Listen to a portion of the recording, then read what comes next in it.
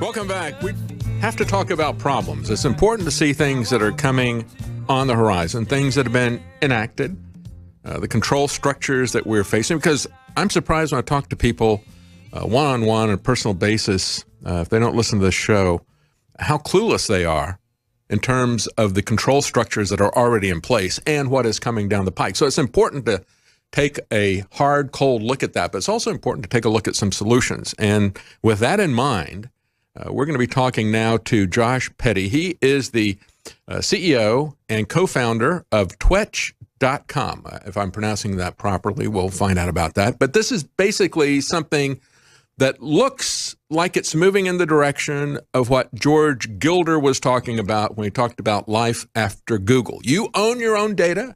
You can monetize your own data, but what you're doing is private. You're not the product, if you will, of the big data models that have been put in place by Facebook and Google. So you own your own data. It's ad-free, and you can even earn money from it if you produce content. And so we're going to talk to Josh about this. You can find the website is twetch.com. That's TWETCH.com. And you can find Josh on Twitter at CoinYeezy, CoinYeezy. He also goes by the name on Twitter of Elon Moist. That was very funny. So joining us now is Josh Petty. Thanks for joining us, Josh. Thanks for having me, David.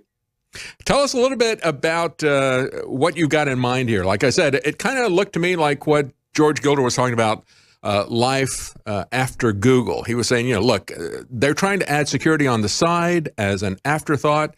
That's not good. It's not good, the fact that everything that you do and say and think becomes their product, and they monetize that for a variety of purposes. He believed that in a very short period of time, people are going to come up with structures that would be secure from the get-go. And so your structure, you're kind of basing this around blockchain technology, Bitcoin SV, actually, I think, right?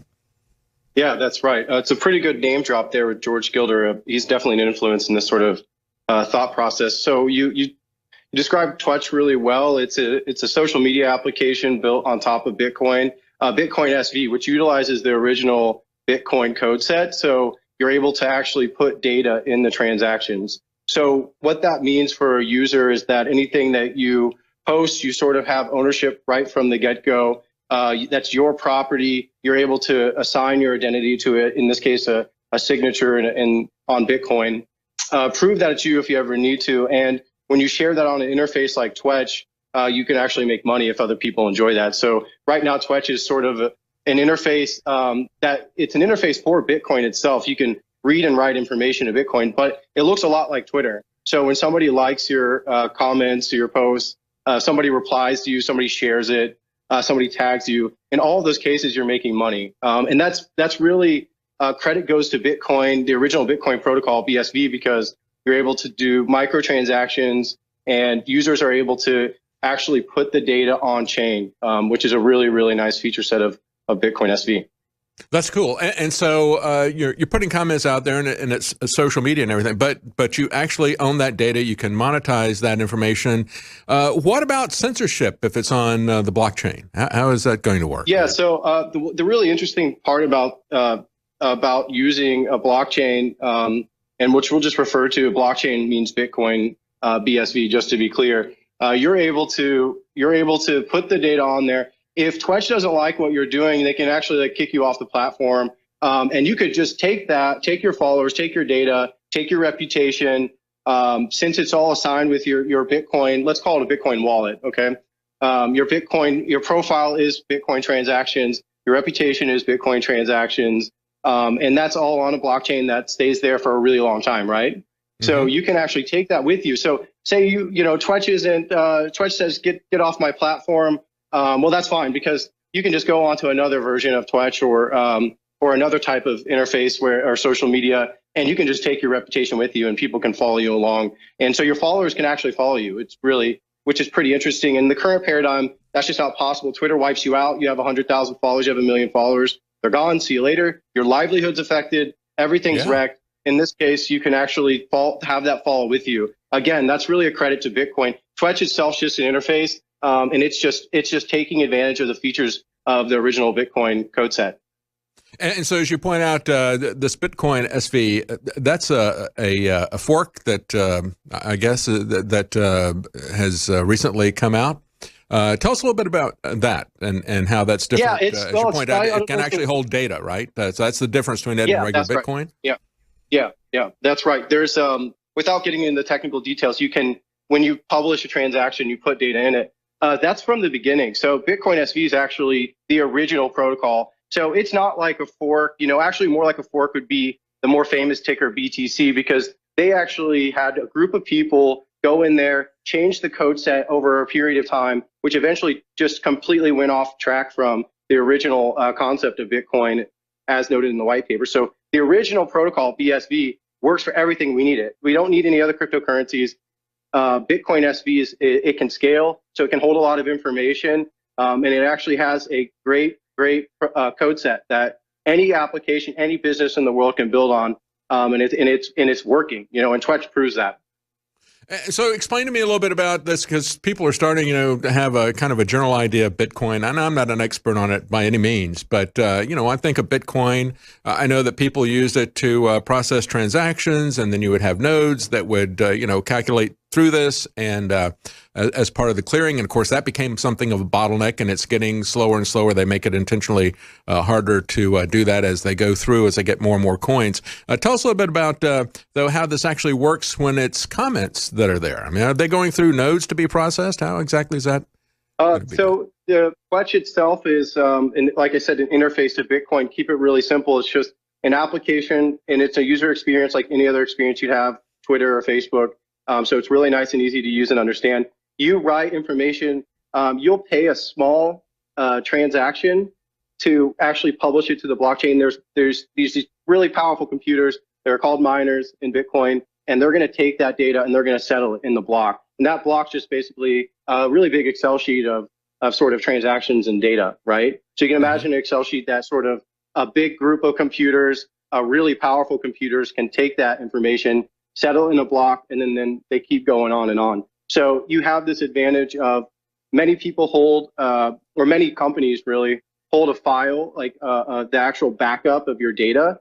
And if you want to kind of get into how current legacy internet companies like Facebook, Google, or Twitter work, they would host your data, and then you would actually, if they went down, you would never be able to access it again, right? Well, in Bitcoin's case, works. Using Bitcoin SV, you can actually go and believe me, I have personal experience in how that works, Josh. Sure yeah, we're going to take a quick break here, but when we come back, I want to go a little bit more into this, because having been somebody who has had years of my life flushed down the memory hole by Google without explanation, ever, no warning, no violations ever given to me as to how I had violated their imaginary and arbitrary rules, and I could never get any explanation from them. Instead, I was just purged. So this is something that I think we should all explore. It's going to be the wave of the future, and this may be the vehicle right here, Twetch.com. We'll be right back. Stay with us. Welcome back. Of course, all the listeners of this program and followers of InfoWars know what happened to us a little over a year ago.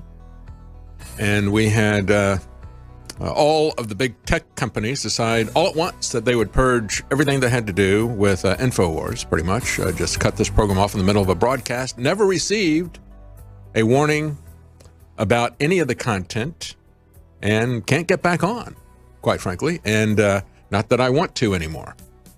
But it is the public square. We helped to create that public square. We helped to add value to it. There were terms and conditions. There were rules that were their rules, and they didn't follow them. They just, what's the point of having total power if you can't use it arbitrarily and capriciously, which they did. And so if you don't want to see that type of thing happen, or just take a look at the guy, the triple amputee, who did We Build the Wall. He spent over $350,000 advertising on Facebook as Facebook enticed him to do that. And then they pulled the plug on him as well, and 800 other sites. Conservative, liberal, libertarian, people who supported Trump, people who didn't like Trump, they just pulled those 2 months after they pulled it for us. So the question is, how do we get back control of speech? Well, one of the key things is to keep them from owning you and owning what you say. And so to step into the gap here and to do something which has been talked about by George Gilder, talking about life after Google. George Gilder, who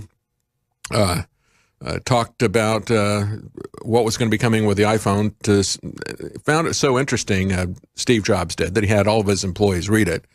And, of course, George Gilder was pulled into Australia to talk to Rupert Murdoch about that. He's somebody who sees things, that was a couple of decades ago. He sees things in advance, and he believes that even though he's in his 80s, he thinks that we're going to have life after Google in his lifetime. And I hope he's right. And it certainly looks like that with Twetch. Twetch.com. We're talking to Josh Petty, co-founder, CEO of Twetch. And we were talking about how you own your own tweets, and you do it through Bitcoin SV. This is now a reimagining of Bitcoin that allows you to not only just process a numerical dollar amount or a financial coin or something, but it also allows you to put data there. And so you can own your data. And as he pointed out, even if you're purged off of, let's say, Twitch, that data is still connected to you, and you can put it somewhere else, another platform, and not lose all the content that you've been putting together, in many cases, for years. Josh, tell us a little bit about how Bitcoin kind of lost its way. What happened to it? You said we're getting back to the original design of Bitcoin. What happened? Have we lost Josh? Does he not have audio? So in the early days, there's this guy, Satoshi Nakamoto, that built Bitcoin itself. After, let's say, a year or two, it started to get a little bit more popular, and Satoshi sort of disappeared. Well, when that happened, a group of people took over the actual core set of code. And over the last, let's say, 2 or 3 years, there's been sort of radical changes to that code that took away certain feature sets. Like, for example, on BTC, the sort of famous ticker, I couldn't build Twetch. It wouldn't be possible to put the data that I need to and have low fees, such as what BSV provides. So it really lost its way because essentially some sort of, let's call it communist hijackers, took over the core code base of Bitcoin. They ran with the ticker BTC. They changed things, so Bitcoin doesn't even operate as advertised any longer, at least BTC. And BSV now is sort of the core, back to the core principles of Bitcoin, and you can do all these amazing things. And George Gilder's right. There is a life after Google, and it's being built right now. Twetch is just sort of a very early one of many businesses being built that starts to utilize Bitcoin as a database. So it's actually a global distributed database. You can store information and transactions, and your information and money are entangled. So, but back to your question, BTC got hijacked, and now we're going to take it back, and we're going to build real companies on top of Bitcoin. We're going to scale Bitcoin so that the whole world can use it, and that everybody can do business together. And when George Gilder talks about it, one of the things he's saying is that, look, there's no free lunch. I mean, he's a capitalist, and you say that it got hijacked by communists, original Bitcoin design. I mean, you have to. Somebody's got to pay if you're gonna own something. You got to pay to own it, right? But when we talk about the fees that are going to be involved when you comment or something like that, of course, you can earn some of those fees back if your comment is popular. So really, it is a true free market in free speech. But talk to us about the fees, because the fees can get kind of expensive on Bitcoin and have gotten pretty expensive on that. So how are the fees different on BSV, and which will be what Twetch is built on top of? Yeah, the fees are really low, actually. So we can send transactions for pennies, and it's profitable to do so, right? It doesn't eat into the actual money being sent between users. So Bitcoin SV, it just utilizes the original design, which was looking at implementing, let's call it, big blocks of data. Again, it's a blockchain. It's just information being stored in order, right? And so it has big blocks of data, where BTC, they artificially cap the block size. So you can only do 1 megabyte of data per block with them. And Bitcoin SV is unlimited. So you can just, as long as there's companies that want to support the data, as long as there's companies that want to publish data, that is possible to do so. There is no cap. So there is no sort of overlord looking at the block size and saying, this is only how much you can do, like it is on BTC. It's on BSV. So the fees are really, really low. So you can actually publish a Twetch for a really low fee. And that allows Twitch as a business to actually collect small microtransaction fees too. So we make money when users are making money or interacting with each other, instead of having to sell data, instead of having to push ads and do these sort of traditional models. We actually, as a business, can just remove the ads altogether. And ads can still be placed if a business chooses so, but the user themselves now has more control over that experience. And it just really benefits the end consumer. On Twitter, essentially it's communism itself as well. Jack Dorsey is your king and dictator. And something like Twitch and in Bitcoin SV, you are an individual. You are empowered. You own your property, which is your data. And really Bitcoin SV and Bitcoin itself are just truly like economic systems, and they're really the best expression of free market systems themselves. It's sort of like free market economics designed in code. If you want to think about it that way. So when you look at how Bitcoin Core went off the rails, it was, and you say being hijacked by communists, people who wanted to enact a kind of centralized control over this, right? And what they did. Yeah, what happened is people saw that people actually who do their research and use Bitcoin and actually build companies like myself, we saw that using this BTC version of Bitcoin that kept changing is that the underlying protocol, when they changed the actual Bitcoin code, that your business actually had to adapt to that or it would fail. And there were actually companies that failed because BTC changed the code set. So people just took action, and sort of over time, we're just going through experiments and saying, well, this original design of Bitcoin works. Satoshi designed it. The protocol should be set in stone. He even said that, actually. And now we have the opportunity to just go back to the original design, utilize it the way it is. We basically wasted 10 years of like no innovation on Bitcoin. It's completely stagnant. BTC is.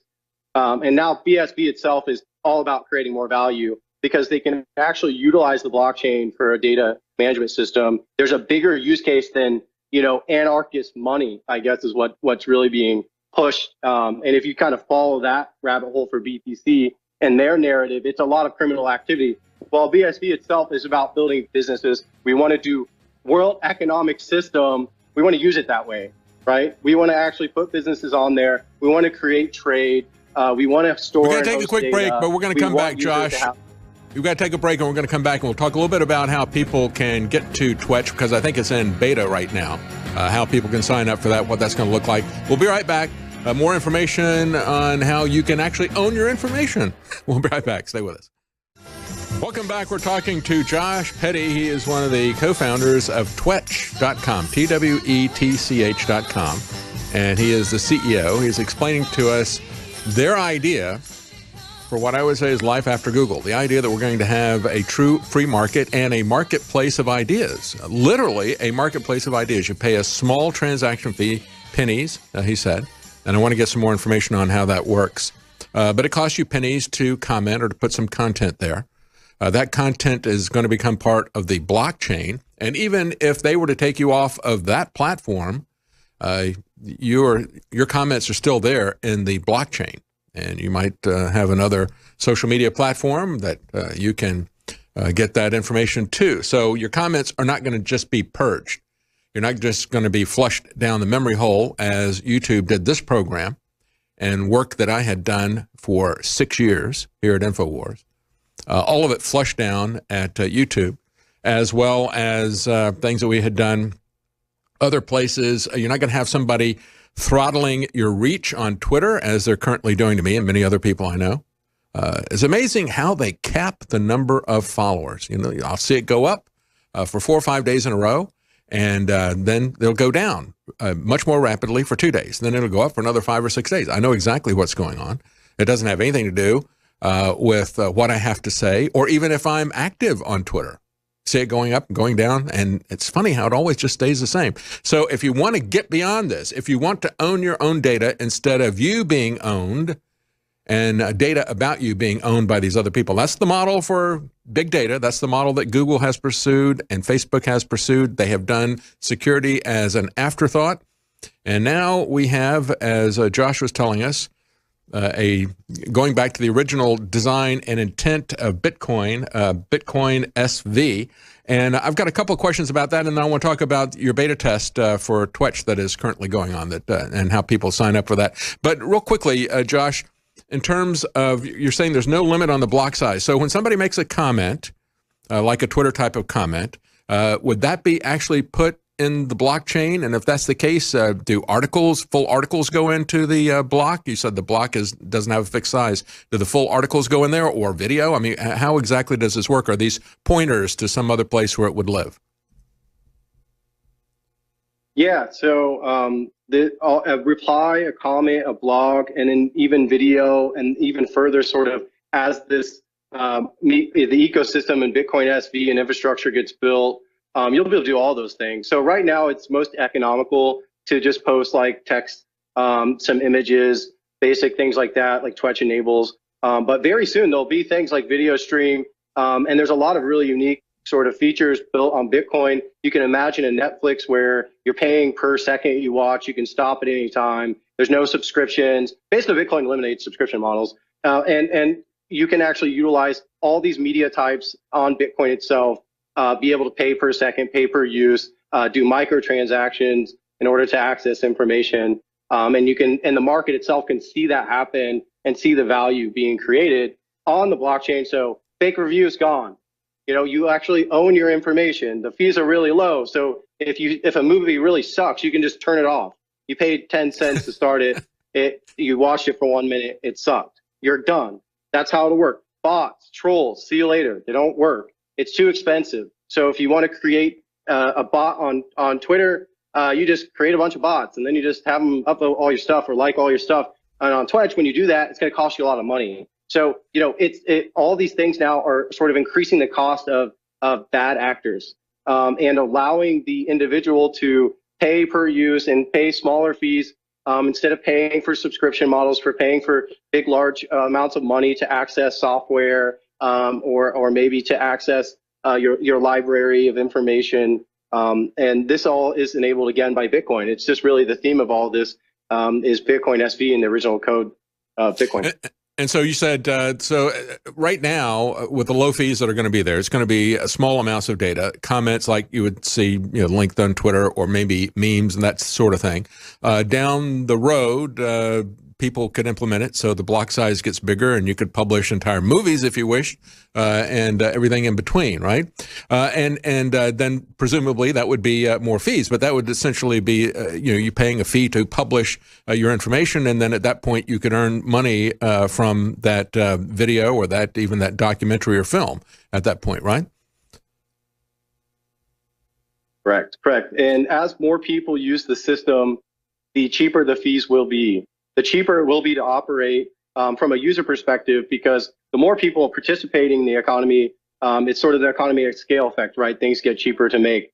So you can create information and pay smaller fees. Block size is really big. That means a lot of people can participate and push information on the blockchain. It helps drive the fees lower. Miners, which are these computers that actually manage the information, they can make money from the fees that you publish when you publish information. So there's a whole sort of circular economy. I sort of look at Bitcoin itself as sort of the next Google. You're going to be able to host data there. You're going to be able to serve data. So you're going to be able to look for data, search for it, and then you can actually profit from that at an individual level instead of relying on a middleman. And you don't need a government. You don't need a big company. You don't need any sort of really, really special hardware even in your home. You can trust the miners sort of in this economic system that they'll take care of the information. You can encrypt it so it's private. So it's got so many really great features. It's really just sort of the beginning of rediscovering features of Bitcoin. It enables you to do that, to own your information as the big theme of our conversation. But if you pay that small fee up front, that means you can assign that information yourself, and then you can go and actually sell it. You can sell your own information to advertisers instead of having Facebook do it for you and make money directly.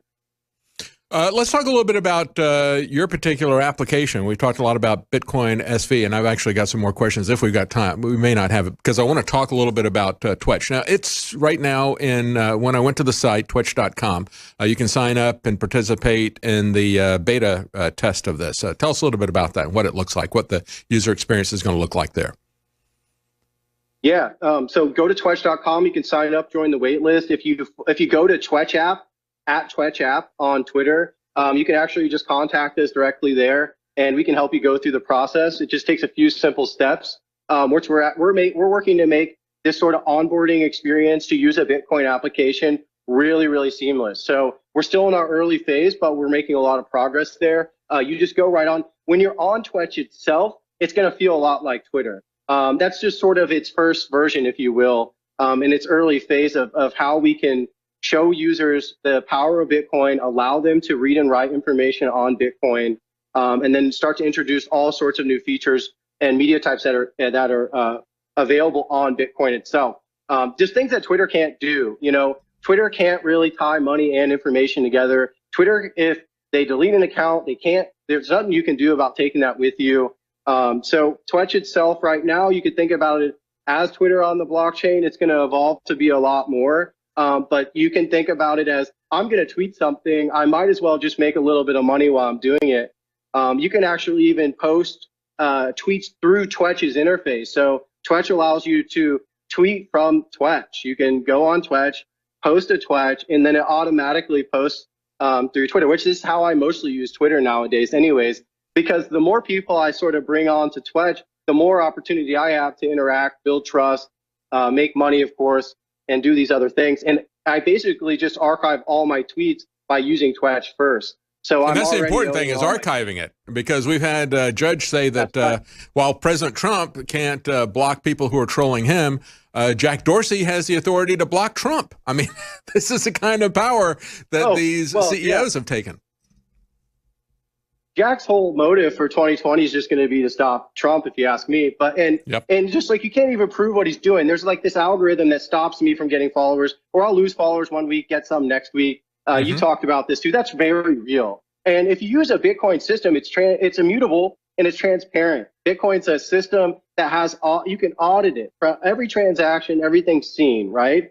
So you might be able to encrypt your information, but you can see the trail of evidence of things that happen and events that happen. So if Twitch started doing something really bad and malicious, I decided I wanted to run Twitch. I wanted to completely control Twitch, just like Jack Dorsey does with Twitter, and push it in my own political sort of campaign that I want to go about.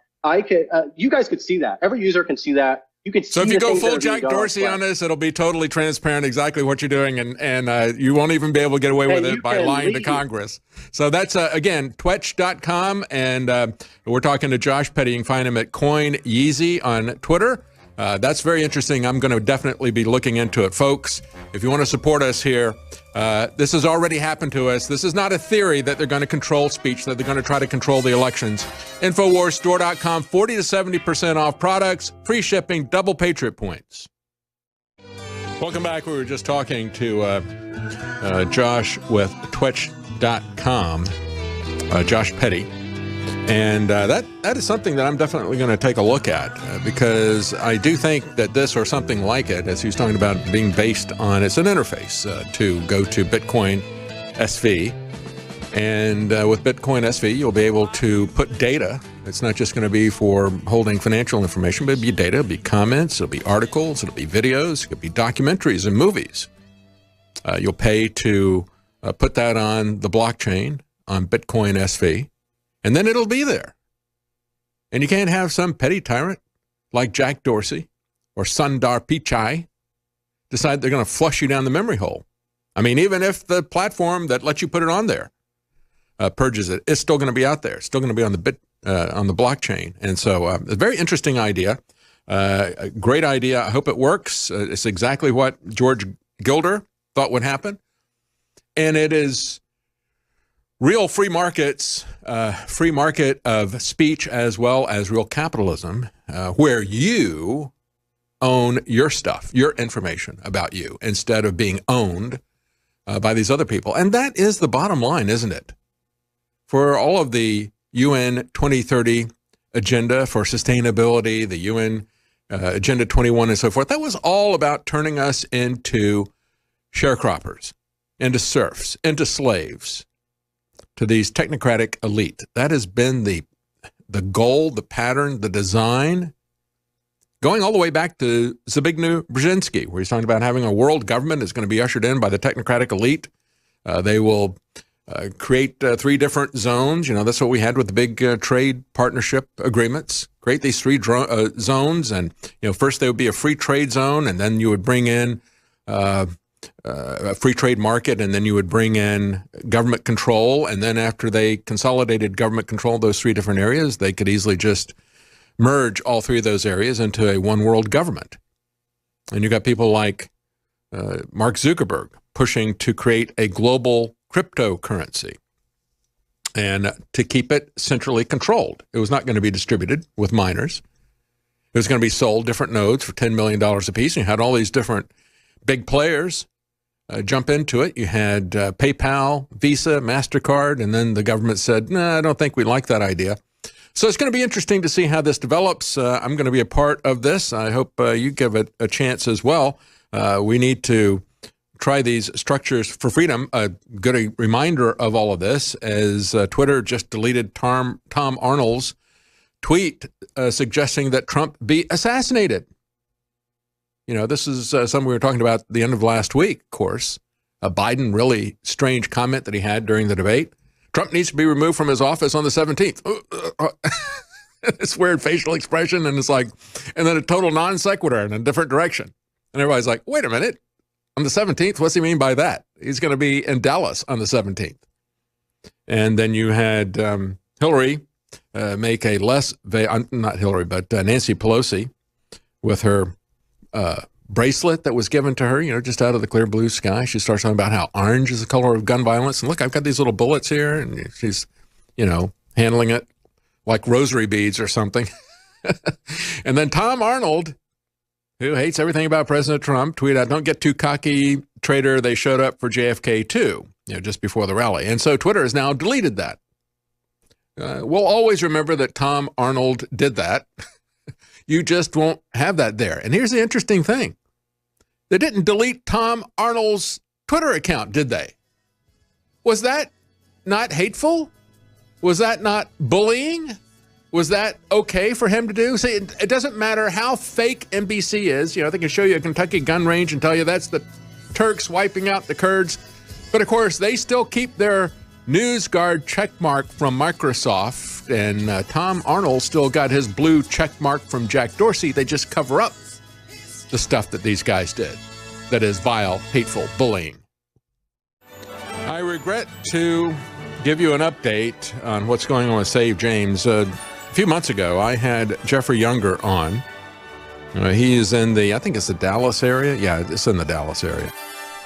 And after a divorce with his wife, who is a doctor, she decided that one of their sons, one of their twin sons, was transitioning his gender. And the boy was, I think, 6 years old at the time. We had him, he's now 7 years old. At 8, this family court judge, at the direction of the mother, wanted to start him on puberty blockers and cross-sex hormones, permanently altering this child at the time he turns 8 years old. And so I had Jeffrey Younger on. The site is savejames.com. Very sad to report that yesterday a jury has ruled against Jeffrey Younger, the father, trying to protect his son from chemical castration at the age of 8. And this is in Texas. This is a Texas jury. Let that sink in. This is a Texas jury. Jeffrey Younger looked at this and he was very concerned about this judge be the sole decision on this. And so they put it, he demanded, or not demanded, but, got his right to have a jury do this. And the jury, a consensus, 11 of the 12 jurors decided not to grant Mr. Younger sole managing conservatorship over his two twin boys. Right now, there is a joint managing system there as a function of the divorce. And they said, well, we do want it to be a sole managing situation, but we don't want the father to be the one. So I'm looking at that and saying, well, I guess that means the mother is going to be the sole managing director. The mother who has decided that one of these boys is going to be a girl. And as Jeffrey Younger was explaining to me when he was on here, he said he's never expressed any inclinations to that when he was with me. But he'd already had his speech gagged by the judge, said you're not going to refer to him as James, and you're going to have to refer to him as a girl, despite the religious and the moral objections of Jeffrey Younger. This judge is saying, no, you're going to now refer to your child, your boy, as a female, and you're not going to have any exposure to any friends or relatives who refer to James as a boy. This is Texas, and this is 11 out of 12 jurors in Texas doing this. And if you don't think that we're in big trouble here in this country, you're not paying attention. Unbelievable. He'll be forbidden from calling his son James. That is the legal name of his son. It is his biological gender. And this is a child that we're talking about. And as I've mentioned before, you had a psychologist who has studied transgenderism for decades. And he was kicked off of social media because he had the audacity to say that this is something that should be a decision that is made by adults about themselves, not children in elementary school and kindergarten being pushed by parents or by school officials against the wishes of other parents. This is child abuse. That's why I said this is the LGBT, as in pedophile agenda. Because if you can say that these children at 6, at 7, at 8 years old are mature enough to decide what gender they are, then of course they're mature enough to consent to sex with Jeffrey Epstein or Alan Dershowitz or Dennis Hastert or any of these other ruling perverts. That's what this agenda is about, folks. It is the LGBT pedophile agenda. Absolutely amazing to me. Absolutely amazing. And as they point out in this article from LifeSite News, and as the psychologist, I didn't even finish my story there. That psychologist said, look, and what he got kicked off of social media for a while, they eventually restored it because they realized how stupid it was to kick off somebody who had studied this for decades and was sympathetic to it. As a Canadian, he wanted the government to pay for gender reassignment surgery or chemical castration or whatever. He wanted the government to pay for it, but he said only if the person is over 21 years old and has lived in the desired, as a member of the new gender or whatever, for 2 years. You've lived that way for 2 years and you are 21 years old. And if you're going to throw out the age of consent and do this to kids in kindergarten, this is a pedophile agenda. And it's absolutely horrendous that any court, especially that a jury would do this. A jury would do this. I'm just blown away. You would think that you could find people in Texas that would not be a part. I can understand liberal judges. I can understand a parent here there, but 11 out of 12 jurors say, no, we're going to chemically sterilize a young boy against his father's wishes. And we don't care what his father has observed. And we don't care that this child is going to be permanently altered at this age. Absolutely amazing. The Mayo Clinic, as they point out, has listed possible side effects of cross-sex hormone therapy, a blood clot in the deep veins or lungs, high triglycerides, elevated liver function test, decreased libido, erectile dysfunction, infertility, high potassium, high blood pressure, type 2 diabetes, cardiovascular disease, excessive prolactin in the blood, or a condition in which a non-cancerous tumor in the pituitary gland and so forth. This is the kind of stuff you get when you start messing around with somebody's biological hormones and start artificially manipulating them and doing it to children who are not of sufficient maturity to make that decision. You're going to have it made for them by an activist judge, by an activist school system, or by 11 out of 12 activist jurors in Texas. Absolutely disgusting that this is happening. You know, we have all the people who are freaked out about children being separated at the border. They don't care about kids who are being kidnapped by CPS. They don't care about this kind of abuse. And it just disgusts me to see this. I don't know if he's going to be appealing this or what's going to happen. Again, Jeffrey had said when he was on this program that he was not going to pay for the chemical castration of his son. That was what the judge at the time was demanding. He said, I will go to jail before I do it. They're telling him that he's got to pay for it. He's got to go along with the pretense, and that he is going to have to even take transgender classes himself. This is the kind of tyranny that we're allowing in our courts because we have already lost the cultural and the spiritual war. That's what I see when I see 11 out of 12 jurors going for this. Unbelievable. Such a sad situation. Again, there may be something that you can do to help. The website is savejames.com.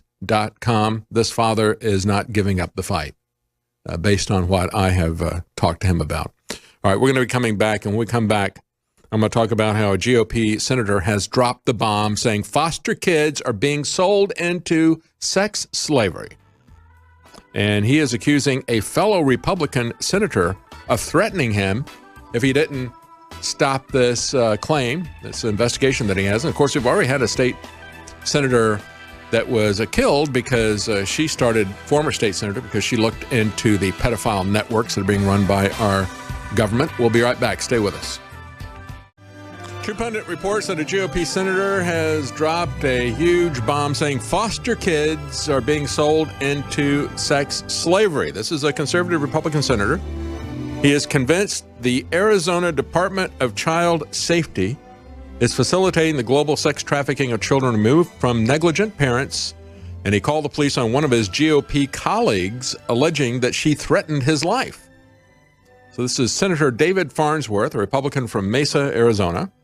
Filed a report with the Arizona Department of Public Safety accusing fellow Republican Senator Kate Brophy McGee of threatening him if he didn't stop investigating the claim that he put out. Now, what he said was he was looking into how DCS, which would be what they call their Department of Child Safety, other places we call it CPS.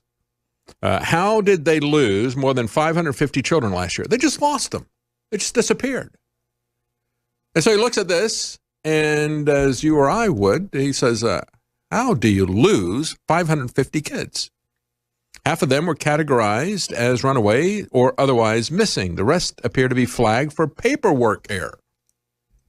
Okay, so still a couple hundred kids that they don't even claim ran away. They just, paperwork error. He said he fears that kids have been abducted and sold into global sex trafficking.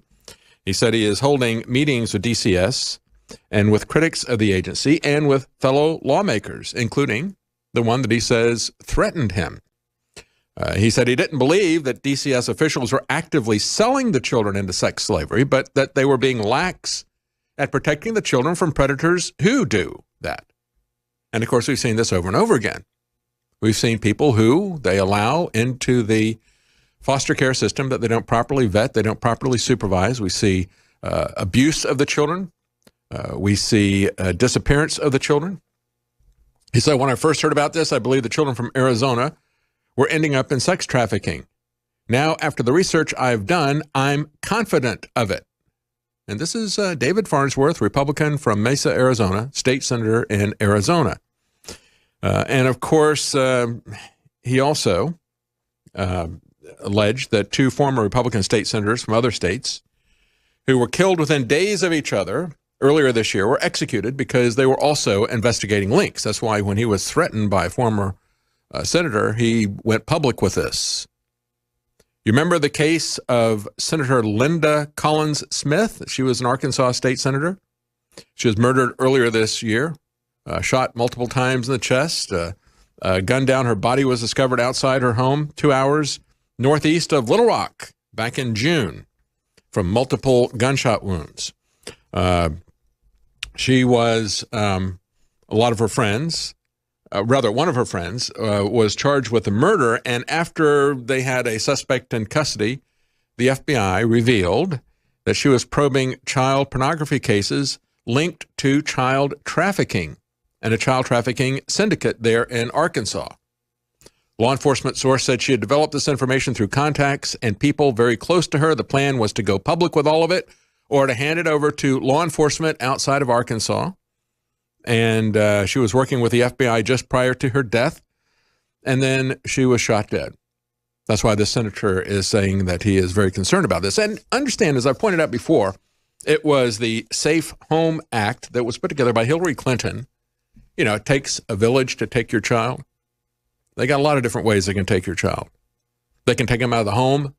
Only about 15% of the cases that children are removed from a home even allege that there is physical or sexual abuse happening in the home. And of those, when they finally do go to trial, if they do go to trial, because that's the whole problem with this, they take the kids and they do the due process later if they bother to do it at all. And the parents that have had this happen to them struggle to get any information about what they are alleged to have done. What is it? What crime did I commit? I've interviewed parent after parent. They can't get the information, just like President Trump said. I would like to have due process. I want to see this stuff. I want to see what people are saying about me. I want to be able to confront my accusers. That is something we've always understood. If you don't allow that, that is one of the oldest ways that tyrants operate. Star chamber proceedings to make sure that you are tried in secret. You have secret witnesses against you, secret charges against you, and so forth. And this, quite frankly, is increasingly the way that our justice system operates. Just take a look at what they do to children in this country. And this was incentivized by Hillary Clinton's program, Safe Home, putting billions of dollars in a big kitty for everybody to have access to. If they can keep the kids away from the parents for 15 months, they get to keep them, and they get to make a lot of money out of that. And then, of course, they're not doing what needs to be done to validate these individuals. We hear all the Democrats who are crying about the children at the border, and it is very dangerous. Yahoo is coming out now blaming President Trump because you've got coyotes that are running kids across the border and putting them into child trafficking. So Bloomberg is actually the source of this. They interview a guy called Roberto the Coyote. Now, he's not related directly to Wile E. Coyote. He was working with the Roadrunner. Roberto the Coyote is working with the border runners in Juarez, Mexico, about a mile south of El Paso, smuggling drugs and people, specifically children. And the whole point of this article from Bloomberg is to demonize President Trump, saying that the danger is because we are enforcing the law and because we have a border.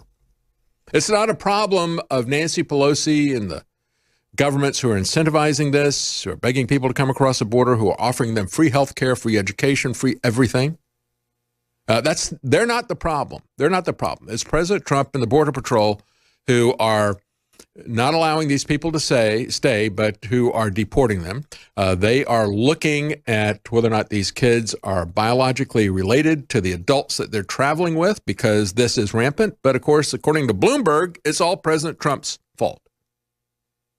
And this is how it operates. It's very easy.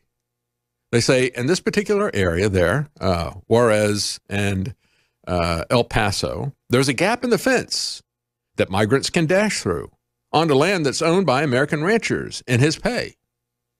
And so he's hiring more people to keep watch and to cover up any footprints with leaf blowers. Now, that would be a definite giveaway if you're here, if you're there at the border in this desert area where there's no trees and you got guys out there with leaf blowers. That might be a clue that something is up. You might want to start looking into Wile E. Coyote or Roberto Coyote. Nevertheless, I would say that the problem is that this gap is actually nearly 2,000 miles wide because we don't have a wall. If you have a wall, you don't get into these child separation issues. You don't incentivize people to hand their kids over to coyotes. You don't collapse the economy with free health care for the entire world. You don't allow terrorists to come in if you have a wall. But of course, we're told by the judges who also tell us that we have to chemically sterilize our 7-year-old sons. They also have told us that we're not allowed to protect our own border. We'll be right back. Romney has now come out, surprise, surprise, as a never-Trumper.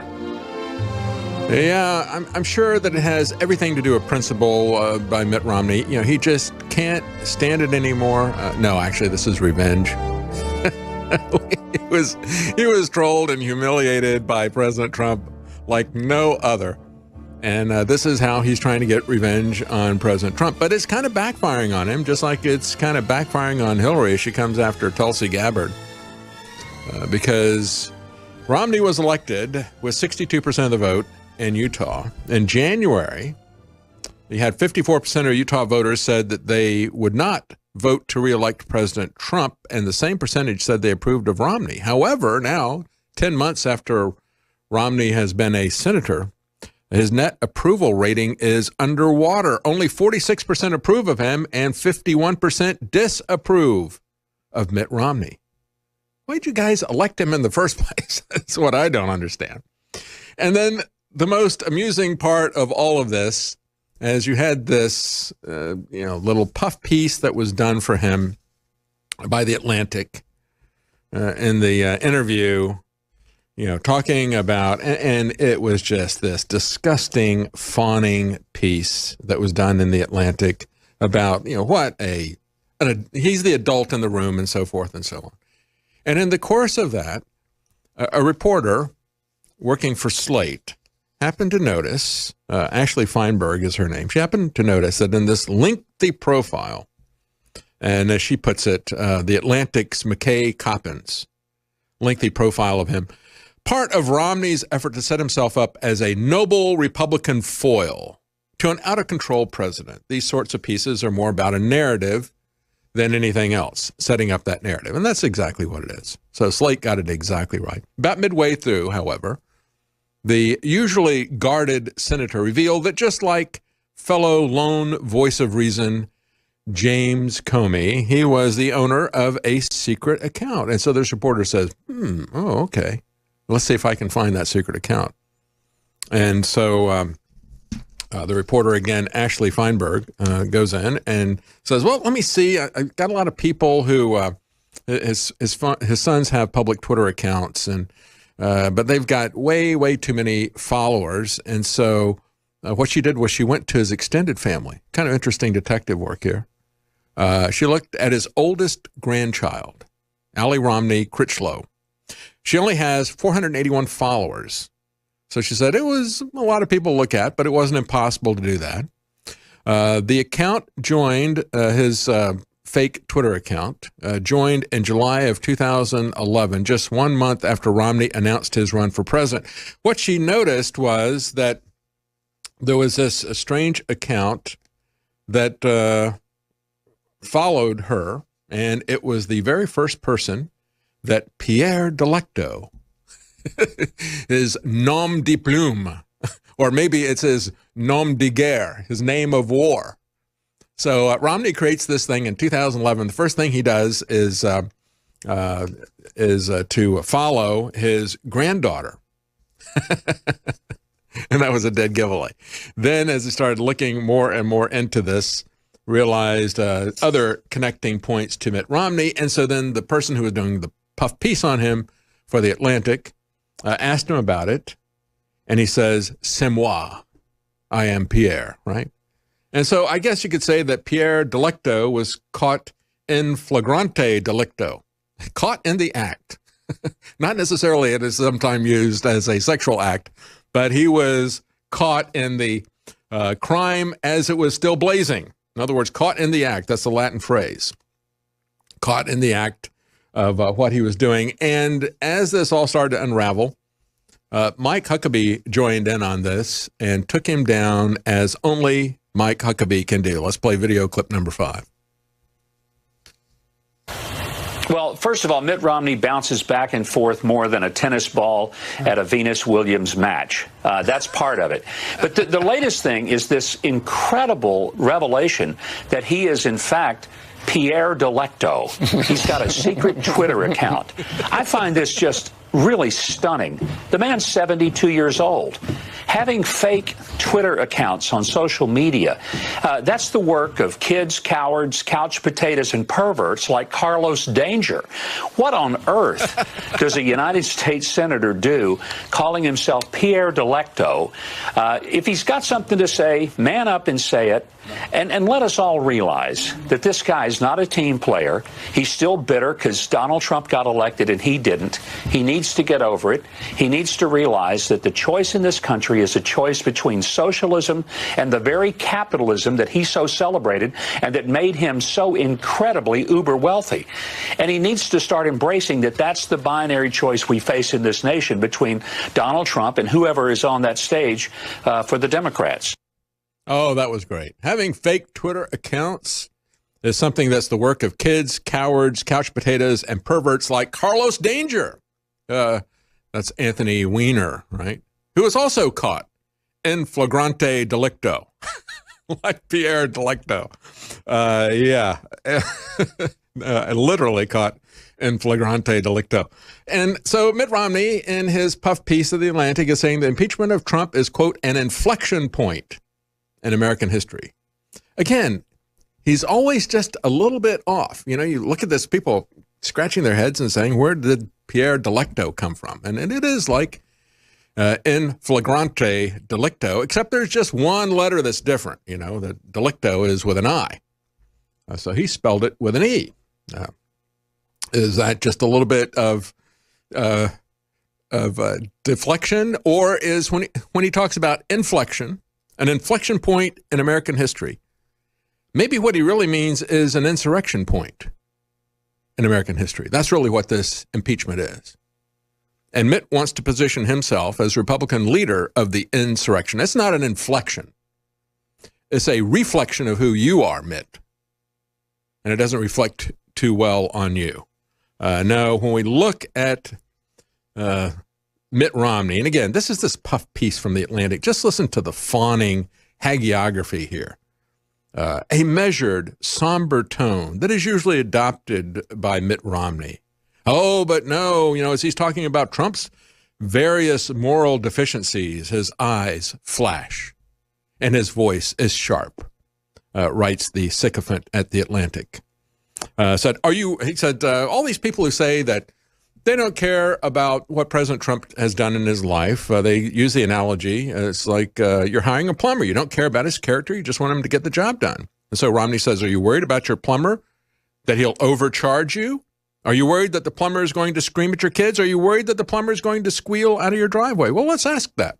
Let's ask that about medical care and the takeover of our health care that Mitt Romney was the hedge fallback position for the globalists, because they knew they were going to be able to get Obamacare or Romney care through after that 2012 election. Just like when we looked at NAFTA, you were going to either get George Bush or Bill Clinton. Either one of them was going to push through NAFTA. And so the same thing was there with Obama and with Romney.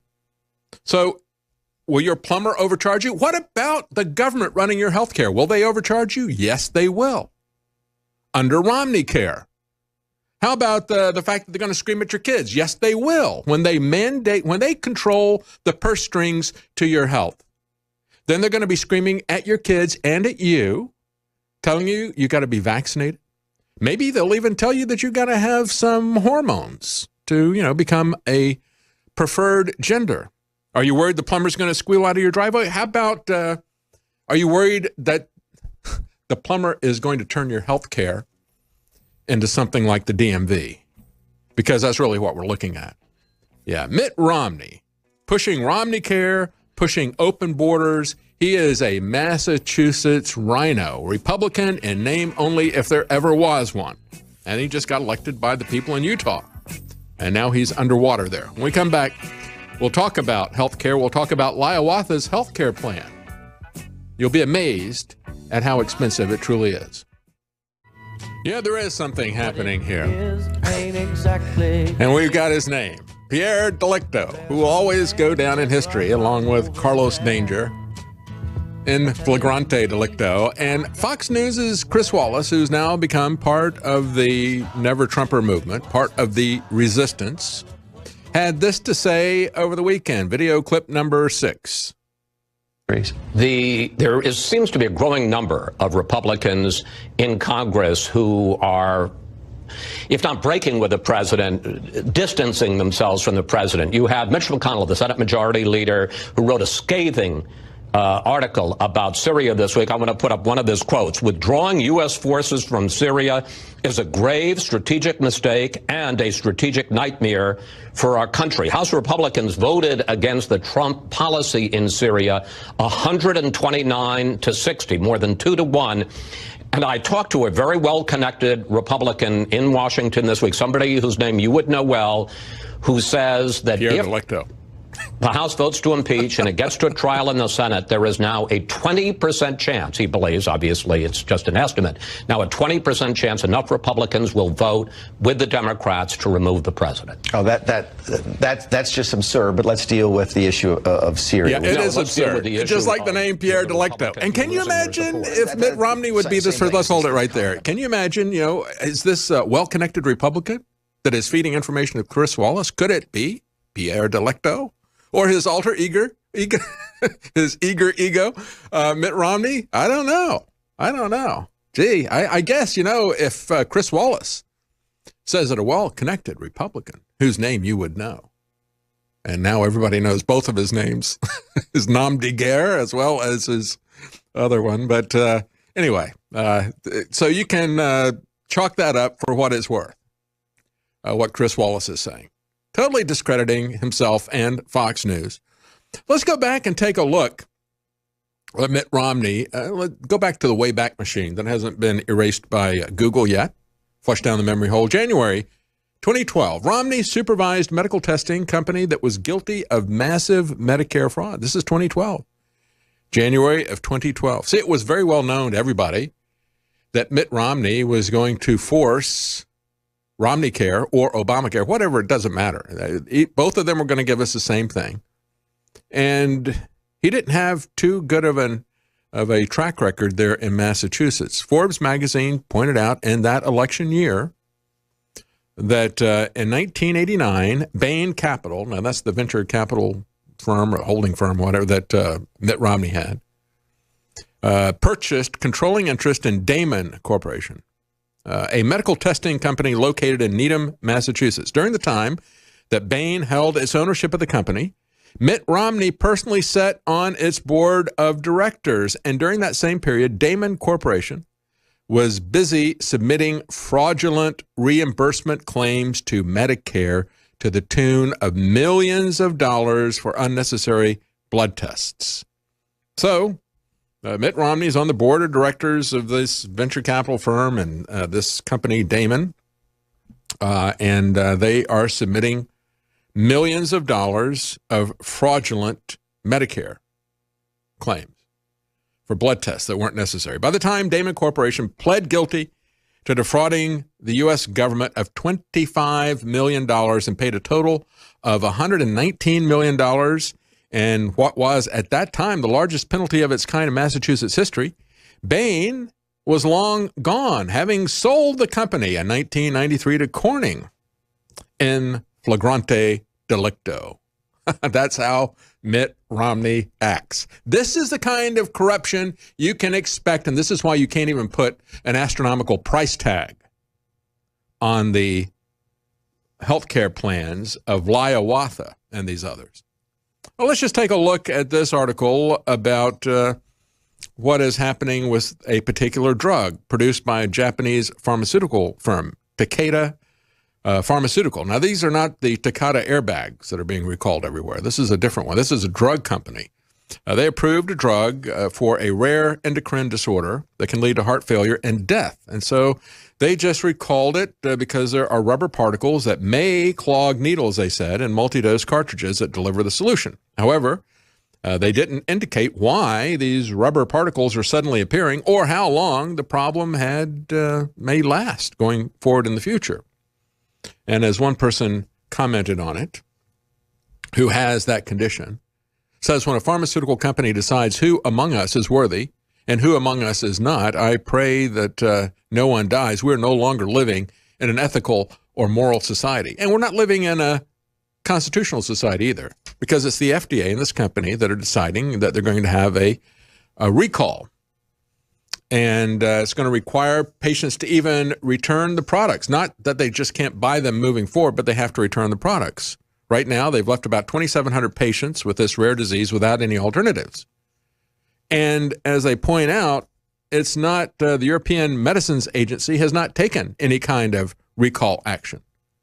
So what they did was they said, well, all right, some of you people who are going to get sick and die from this because you can't get this drug, and this is the only thing that seems to work for your condition, we're going to give you a temporary special use program, but we will decide who qualifies for this and who doesn't in typical FDA fashion. But this decision is not even being made by the unelected bureaucrats at the FDA. It's being made by the company itself. As few as 1% are actually qualifying for the program. And so I ask you, when you want government-free health care, what's it going to cost you? Well, I mean, we can try to put a dollar figure on it. It's pretty ridiculous if you do. But it's going to cost you all of your freedom. It may cost you your life. Because they can withhold stuff from you, and then they can force things on you at the same time.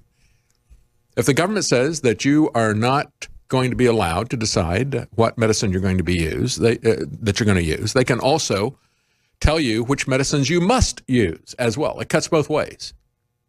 If you're not in charge of your life and your health, then that's the way they can roll.